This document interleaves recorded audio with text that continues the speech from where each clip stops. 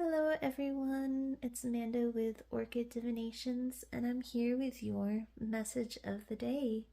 So today I'll try to be a little gentle with the delivery of today's read.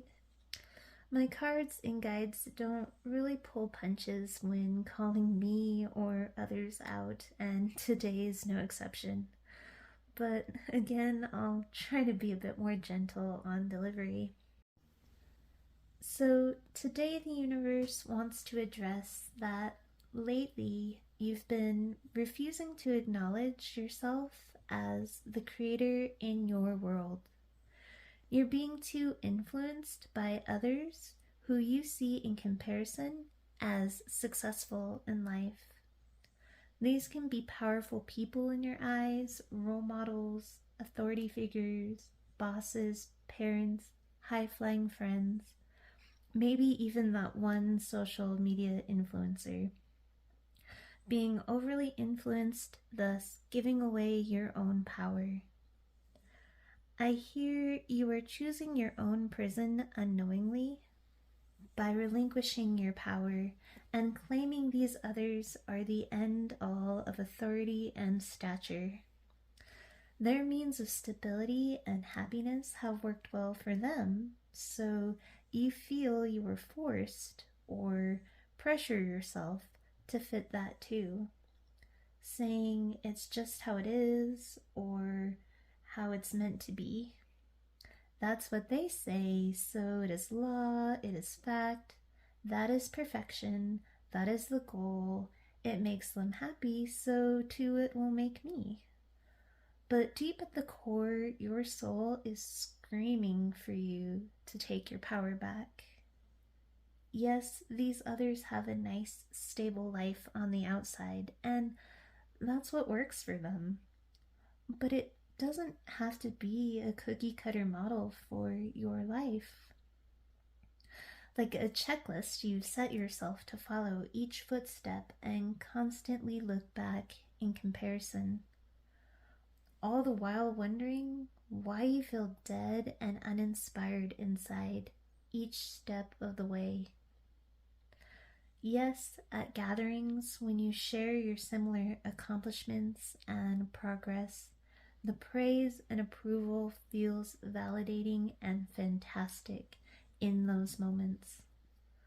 But at night, despite knowing you're doing everything right by these set milestones and demonstrated standards to that goal or stable life, whatever that looks like, you go to bed feeling a bit empty or off because deep down it's not in resonance with your soul. There's a struggle in your head against the life you want, really want to live, versus the life that was taught to be the perfect life to achieve. These certain milestones, like that set salary goal, that perfect partner that you should choose, you put those on a pedestal and tell yourself, others tell me that's what happiness looks like, and I'm not happy now, so it must be because I'm not there yet. That's what the void feeling is, you tell yourself. But if you sat quietly and looked within you, you would feel your soul's fatigue. This hamster wheel you feel like you're on, chasing what feels elusive. I see you have actually come across many walls recently, or setbacks, and it's frustrating you. You can't seem to make it up that next rung of the ladder, though you feel like you're straining yourself each day. And you do this until sometimes you feel so drained at the end of the day, you just slump into your bed. I'm hearing some protests out there energetically saying, no, you're wrong. That really is my desired goal. That really is my happiness. But the universe is almost calling you out here, prompting you to go within and have a deep look. That the cause of your current unhappiness and void may not be lack of having this status, rather the trapping of a conditioned idea, of an ideal that was not of your soul's true wanting. What did your childhood self really want to do? What qualities of mate did you grow up finding alluring versus what your parents made clear was acceptable and approved of? The reason you are hitting that current wall, unable to hit that next milestone, frustratingly so, is because you are limiting and pushing yourself into a box, a rigid state of perfection. The universe wants you to know you are going about prosperity and stability in the wrong way. You are stifling the creative manifesting juices needed to give your manifestations that added oomph to break the holding pattern you are now in, hitting your head against the wall. You are limiting the ways in which the universe can come in, telling the universe, no, it needs to go this way. This is how they did it. You are tying the universe's hands, in essence. What you don't realize is you can get to the same place, or better, when you release that rigidity.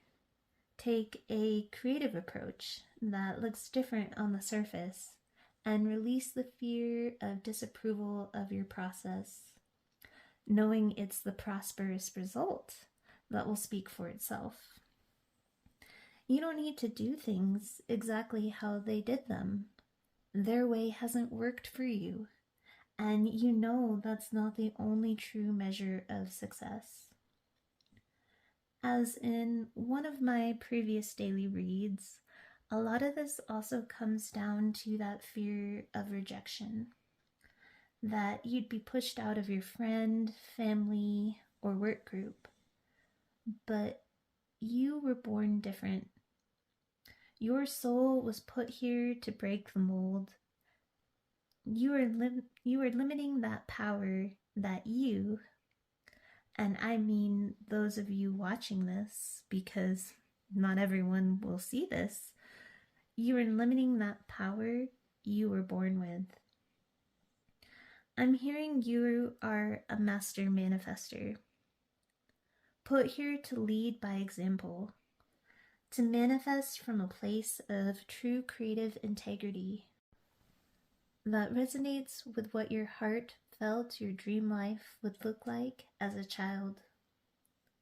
That's why you're hitting those roadblocks that you are now, that you came so far, struggling most of the way, working yourself tirelessly, only to hit resistance. Wondering why you can't just break through that last little bit of ceiling. I'm hearing the universe say you weren't meant to struggle, and today you can actively choose to veer from this unfulfilling cycle onto a new path. Now, I'm not suggesting you quit your job this week or tell your friends or family to stuff it.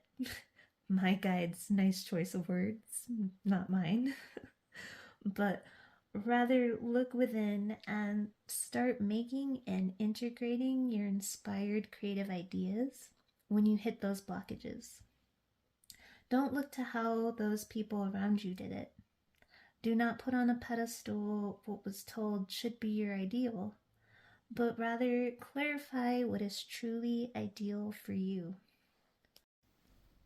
The releasing of that rigidity will, like magic, add that extra manifesting boost to the next level, as you'll be resonating with more of your own power, your happiness, your creativity, and most importantly, you're staying in resonance with your soul's true integrity.